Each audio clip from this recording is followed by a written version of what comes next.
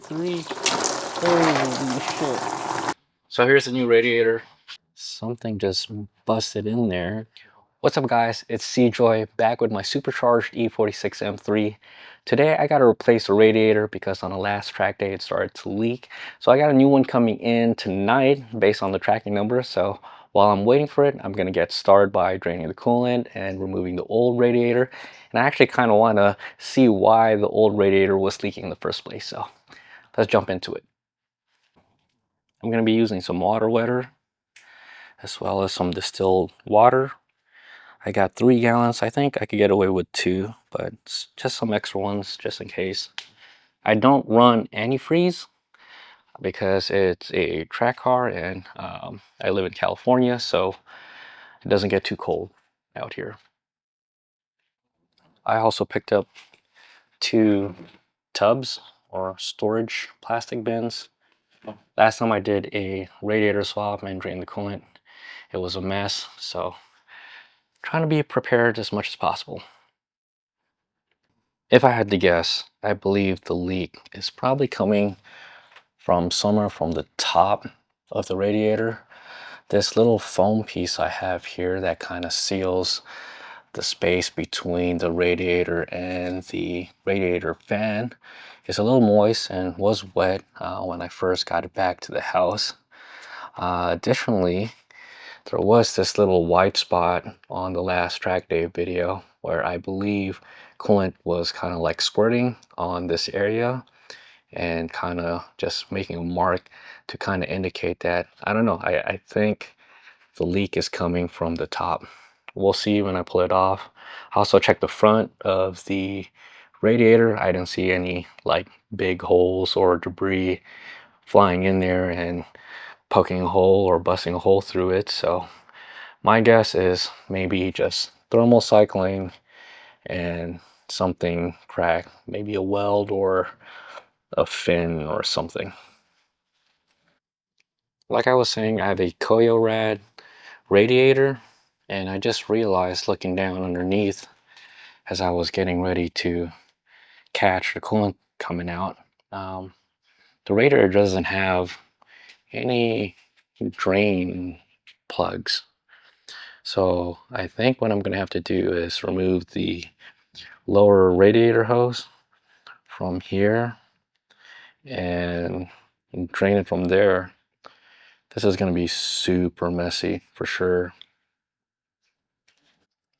I got the locking clip removed from up top. I'm gonna go ahead and pull off the radiator hose, and hopefully that bin down there catches most of the coolant.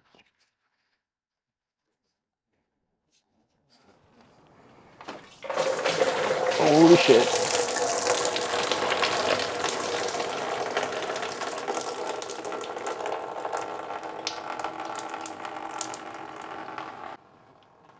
Okay, the bin kind of got most of it.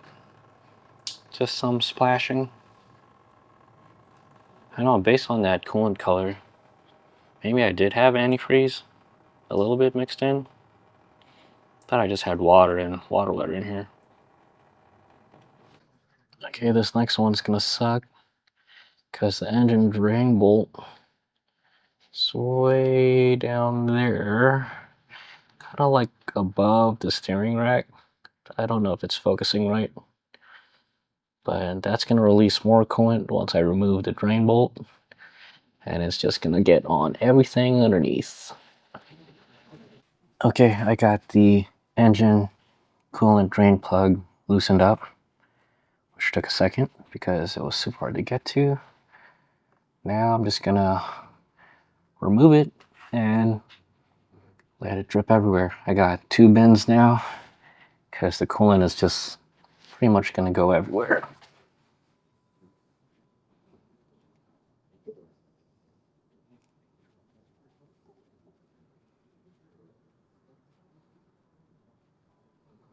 it comes.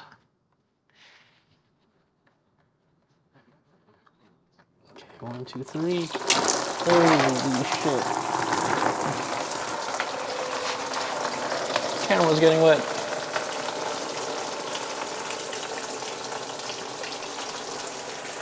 And that's why I don't like doing coolant drains or coolant flushes.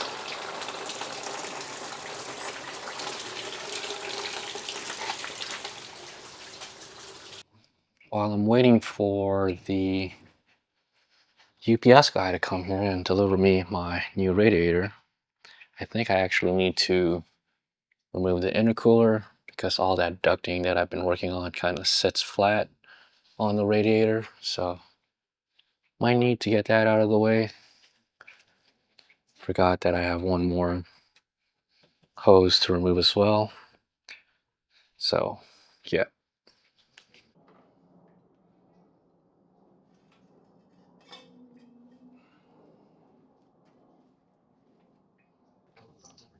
Man, look at that nice ducting.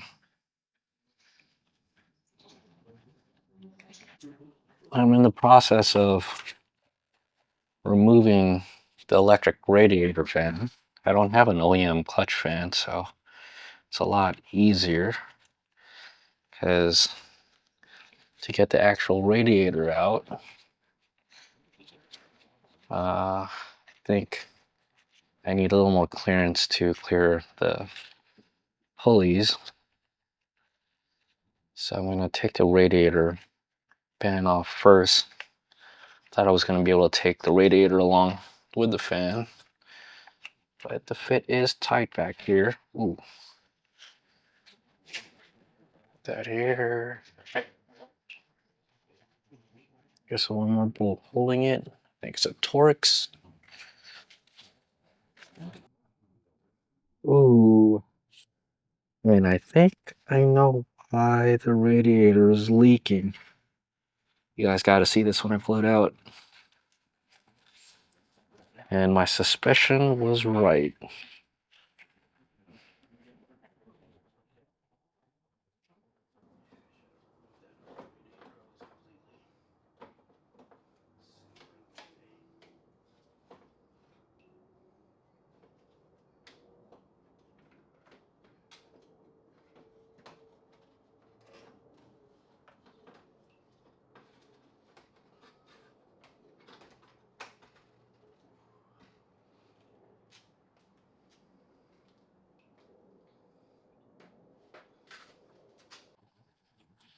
Okay, different from what I was expecting. But the reason the radiator was leaking is there's a big old hole right here. Something just busted in there, and a lot of damage down here as well. And those areas, why it kind of has this circular pattern, is from the radiator fan.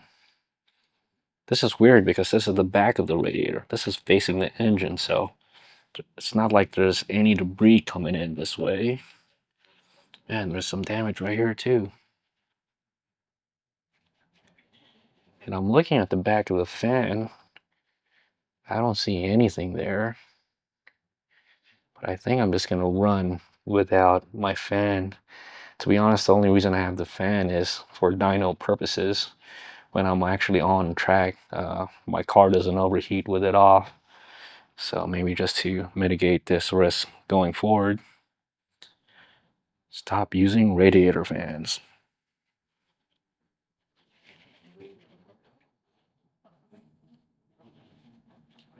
Okay, I'm just now waiting for the new radiator to come in.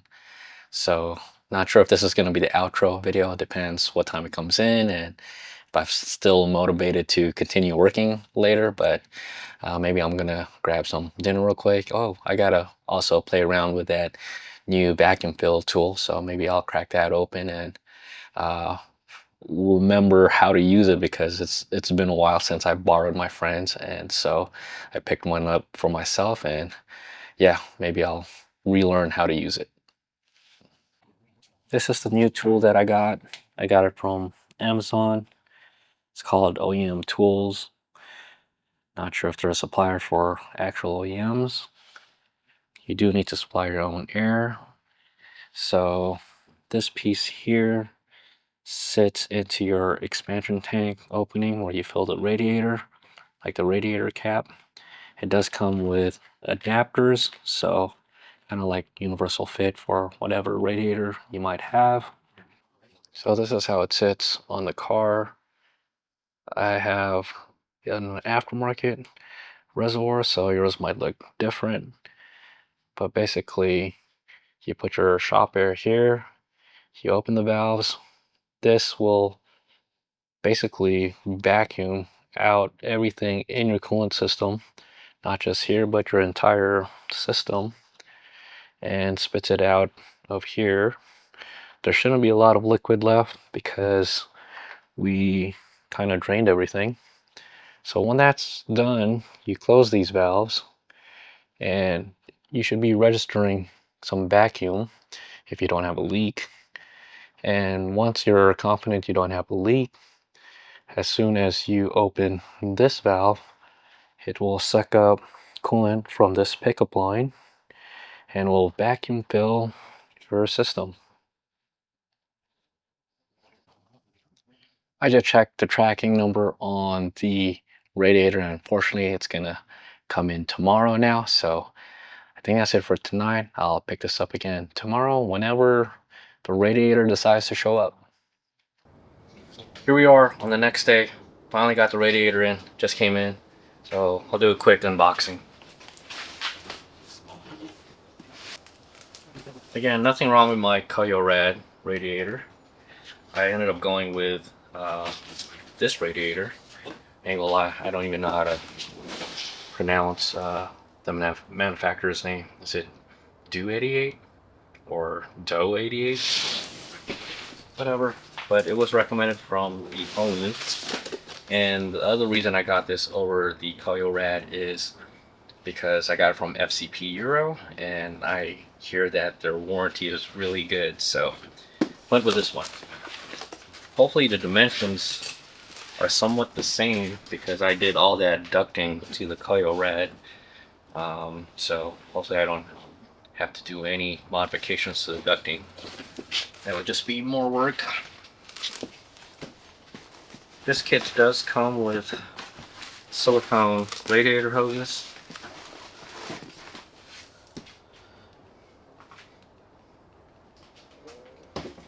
But I don't think I'm going to use them because mine are already silicone. At least the upper radiator hose one is. And don't want to waste time replacing them if there ain't nothing wrong with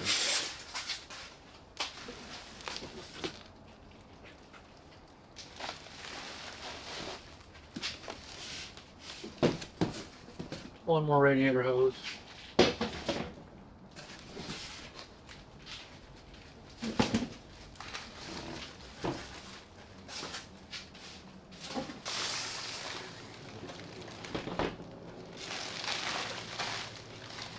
Got it upside down.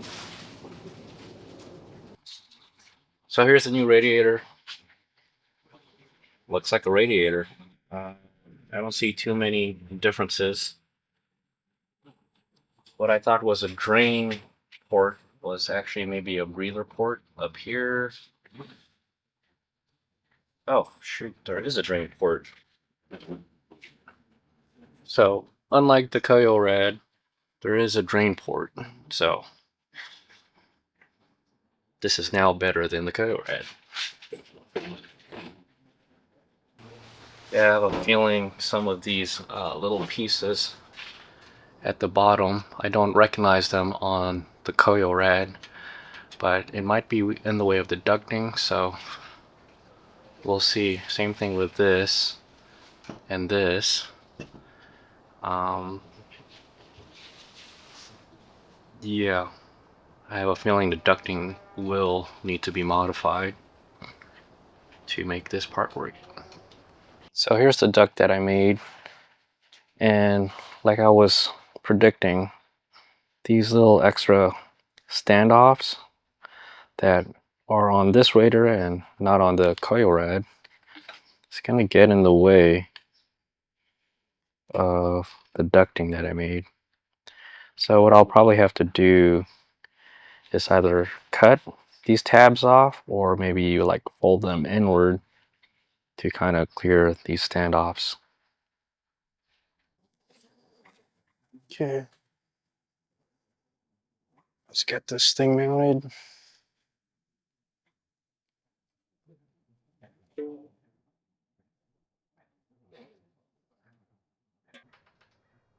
Finally got it in.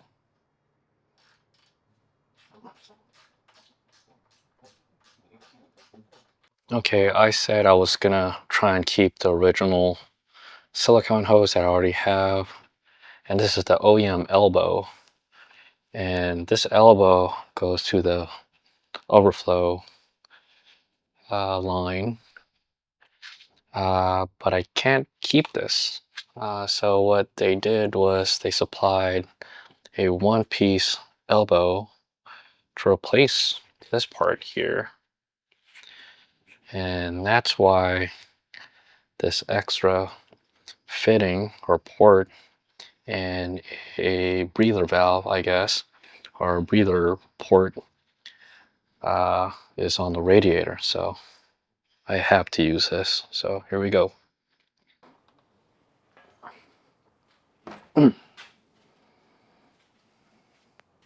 Thing was crusted up. So I finally busted out the manual and found out that I also need to replace the lower radiator hose. The reason being is the OEM plastic coupler there does not work with this radiator. It does with the Koyo Rad, but this one requires you to use their own radiator hose. Additionally, there's a sensor on the OEM coupler there, and they supply you with one, because this guy here, the sensor to kind of read the coolant temperature, goes into that port down there. So fancy radiator, more work. It is what it is. Got the new radiator hoses in, as well as that sensor way down there. The sensor wire is a little tight compared to the original OEM location, so I may need to extend this to give it a little more strain relief down there. Next, just like everything else with this radiator, I got to remove the OEM return line and replace it with the kit one, because that's gonna go over here now that that elbow that normally goes here is gone. The cooling system is all sealed up, so I'm ready to do the vacuum fill. So what I have going on here is the vacuum fill tool is hooked up to where you fill the coolant. Got my compressor filled. I put 3 gallons of distilled water here. I have it elevated so when it vacuum fills, I think having the same elevation to the point of fill will just help speed things along and not have the vacuum kind of struggle picking up the water from the ground. I have an extra bucket here because there's probably going to be some residual coolant when it vacuum fills, so that's going to drain out of here. So let's do it. Gonna hook up the vacuum, but all the valves are still closed. And before I open the valve, I want to get my bucket ready. I wish this hose was a little longer. So I'm gonna open this valve.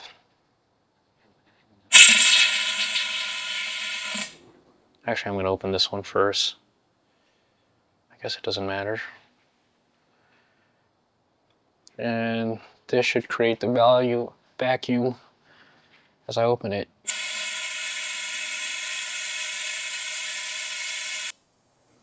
I'm gonna close the valve and kind of fill my compressor up some more, because my compressor is a tiny 1 or 2 gallon compressor and I think it needs more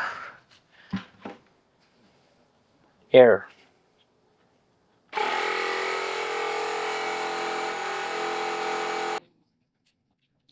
It's also funny, while the system is in vacuum, you'll see all your silicone hoses kind of get squished.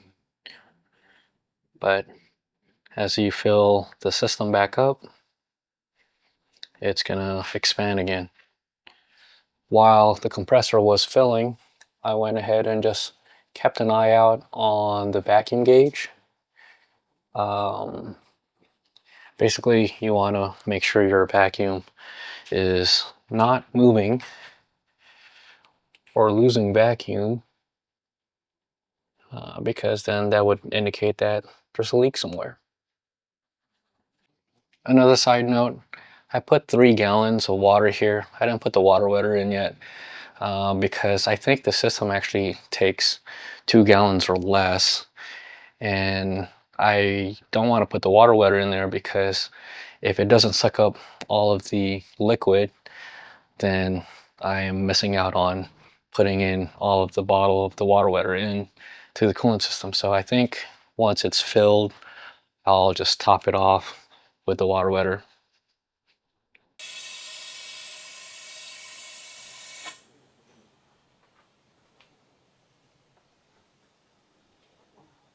Okay, I'm not quite at the -20 target, but to be honest, I think that's enough.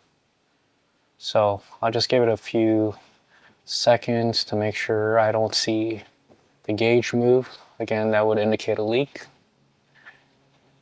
I don't think it's moving.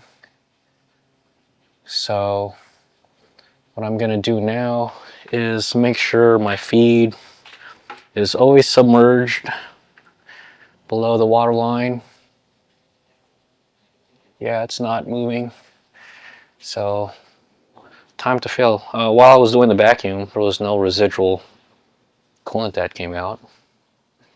I highly doubt it was completely empty, but whatever. Here we go.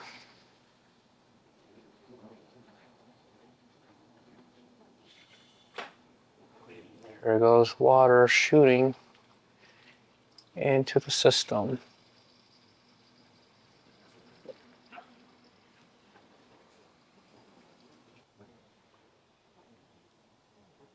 It's at -5, and I do see the water kind of stop flowing. Maybe because there's not enough vacuum and the system is nearly full. All of the radiator hoses are back to its original expanded condition. Maybe if I just give it a little bit of assistance. It's flowing again a little bit. Almost to zero. Gonna use my step stool. It's flowing.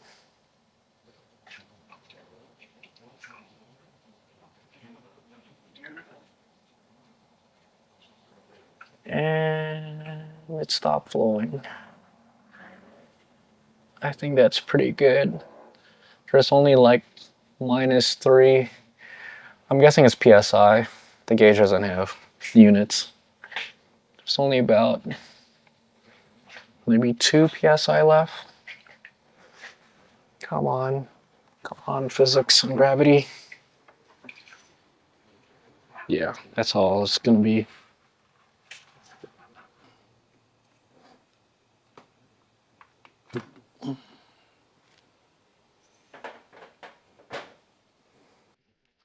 And I wonder where the coolant level is. So I could see just the bottom of the water line at the bottom of the tank here. So I'm gonna fill the rest up with water wetter. Here comes the water wetter. Gonna use it to top it off. Let's not spill.